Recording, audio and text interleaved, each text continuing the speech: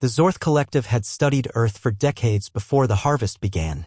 From orbit they observed humans with clinical fascination, bipedal primates, emotionally volatile, technologically primitive but resilient. Predators by nature.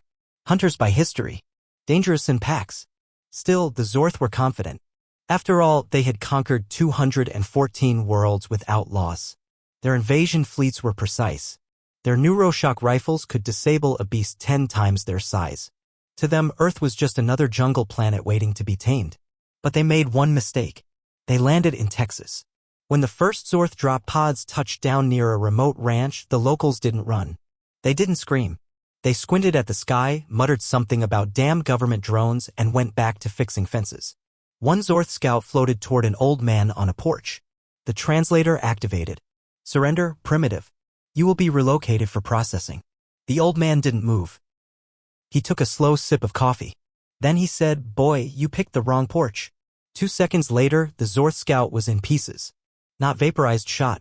With a weapon older than Earth's last 3 wars, a lever-action rifle that had been passed down since his great-granddaddy.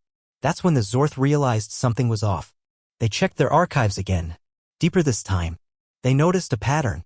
Whenever history mentioned a crazy resistance or unexpected warfare tactics, one country kept showing up. Whether it was storming beaches, surviving jungles, or fighting off impossible odds, the pattern was the same. United States of America. The term apex predators appeared more than once. Elsewhere, in an abandoned convenience store in Nebraska, a Zorth commander made the mistake of kicking a dog. The dog's name was Duke. He was a one-eyed cattle dog with a limp. By the time backup arrived, 11 Zorth troopers had been taken out by homemade traps, sniper fire, and an angry woman named Sheila who fought with a cast-iron skillet and yelled, "Don't you touch my dog, you space freaks."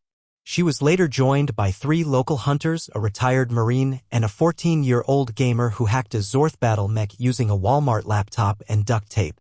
They called themselves Team Freedom. The Zorth began transmitting distress signals, requesting extraction. The primitives adapt too quickly. They are not coordinated, yet somehow always coordinated.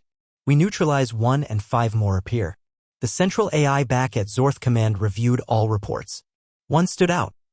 Do not engage individuals wearing flag-themed clothing, cowboy hats, anything labeled veteran, or those who smile when surrounded. Eventually, Zorth High Command deployed their elite suppressors to subdue Washington, D.C. They landed at night. Stealth. Precision. No witnesses. Except there were witnesses. A group of veterans doing push-ups on the Lincoln Memorial steps, just for fun.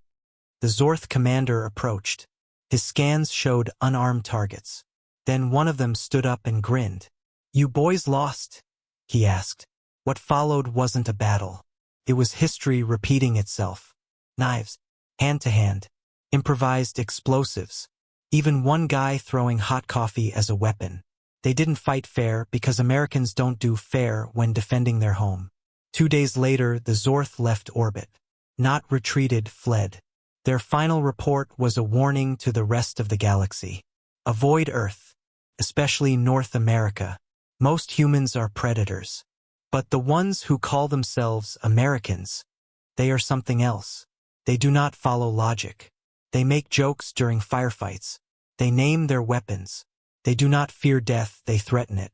They eat food that burns their own tongues for fun. And if you land near them, they will not run. They'll hand you a beer, smile, and then break the laws of physics just to win. And so, across the stars, a legend was born. Not of humanity's downfall, but of its defiance. Because yes, humans were predators. But Americans? They were the reason predators looked under their beds at night.